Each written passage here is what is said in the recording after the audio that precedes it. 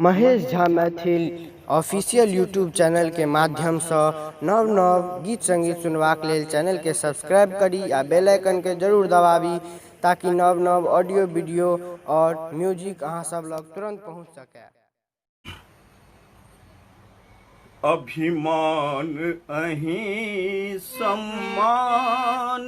हमरे, अभिमान अहीं सम्मान हमरे, हे मैथिल पुत्र प्रदीप कविवर, अभिमान अहीं सम्मान हमरे,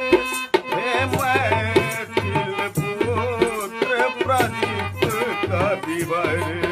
हे मैथिल पुत्र कविवर, अभिमान अहीं सम्मान हमरे।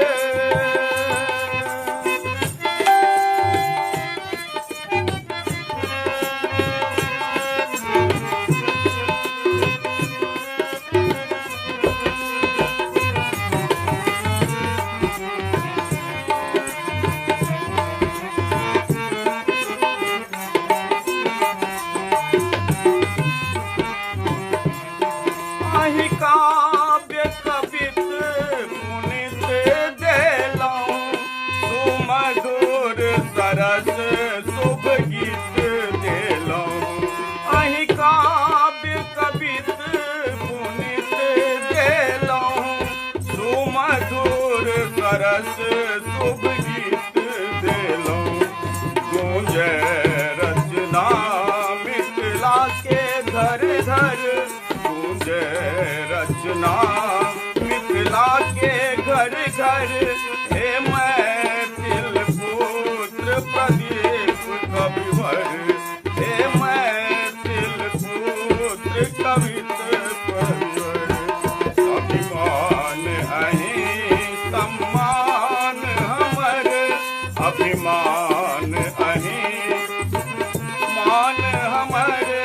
हे मैथिल पुत्र प्रदीप कविवर,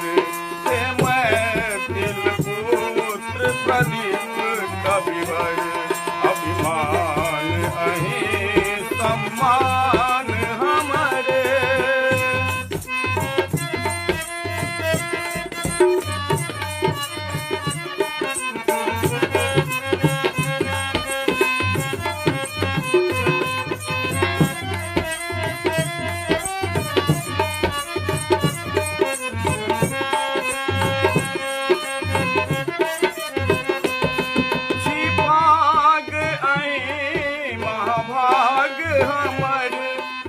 पाग अहीं महाभाग हमर,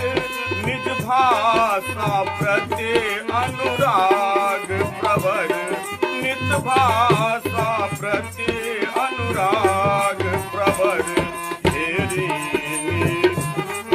अछिरीनी मिथिला तोहे गुरुवर,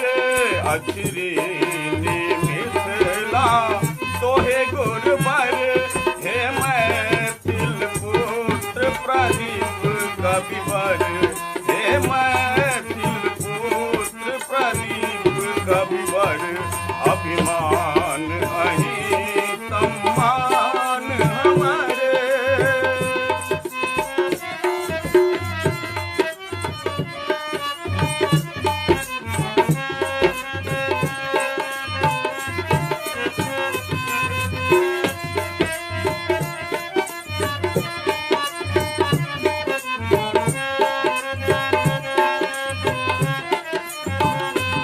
रवि चान जना चमके अंबर, रवि चान जना चमके अंबर, सदा अमर रहत रचना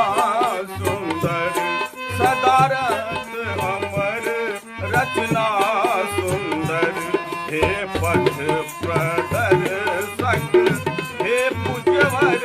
अहि पथ प्रदर्शक, हे पूज्यवर,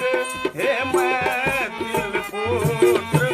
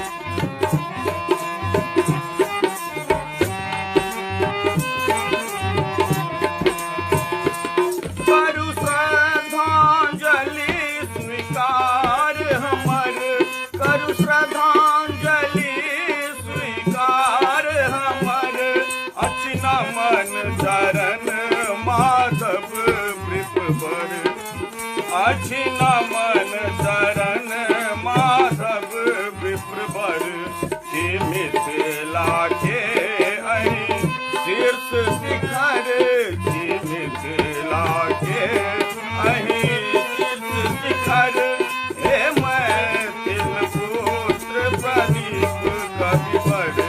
अभिमान अहि सम्मान हमर हे मैथिल पुत्र प्रदीप कवि वर अभिमान अहि सम्मान हमर केहन कसैया एलै विकट समैया यौ भेलै केहन कसैया एलै विकट समैया यौ भेलै किया हो रामा घर ही में बैसल दिन माँ बीतत रे की